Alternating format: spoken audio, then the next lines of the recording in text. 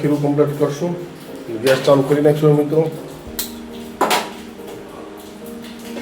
હવે આપણે આ ઢોકળી મૂકી દઈશું અને ઢોકળીને પાણી નાખશું.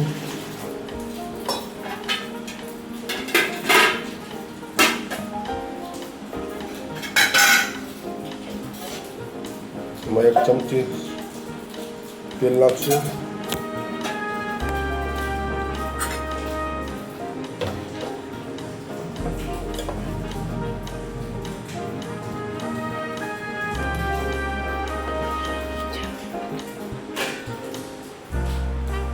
હવે એને આપણે બફવા માટે મૂકી દઈશું મિત્રો. એટલે ઢાંકણું ફિટ કરીને જ્યાં સુધી ના બફાય ત્યાં સુધી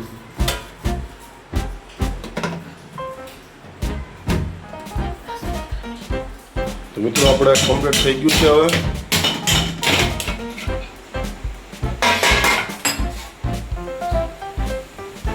કમ્પ્લીટ થઈ ગયું છે.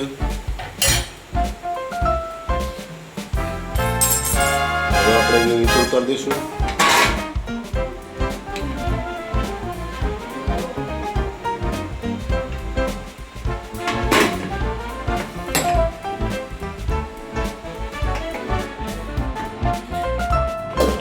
મિત્રો હવે આપણે ઢોકળાને વઘારશું.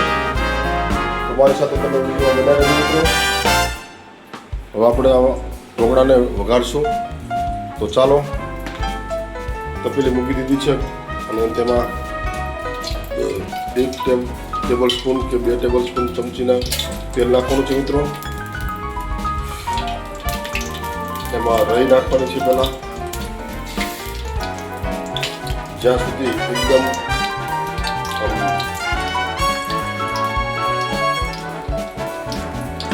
એકદમ સ્મૂથ થયા છે ઢોકળા, સરસ મજાના.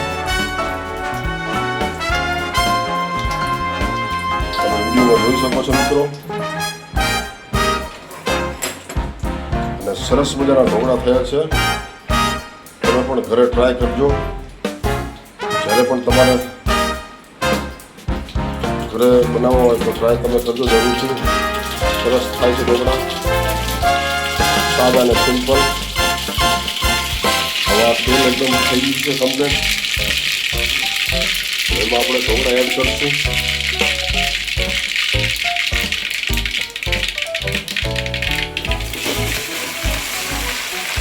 હવે એની એક મિક્સ કરી નાખશું.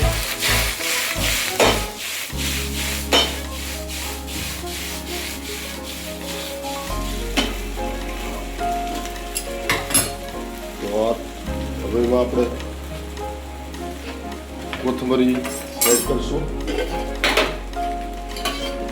અને ચટણી સાથે સર્વ કરશું. ચટણી પણ કમ્પ્લીટ જ છે મિત્રો.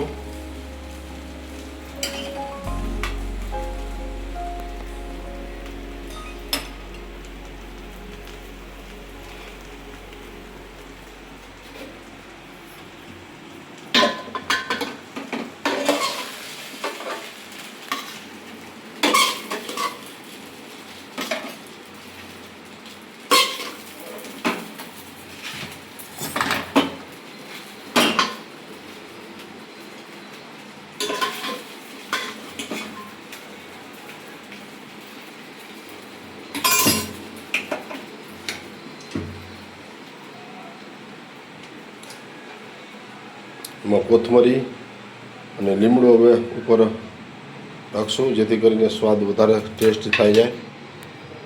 અને આપણા હવે ઢોકળા કમ્પ્લીટ છે મિત્રો.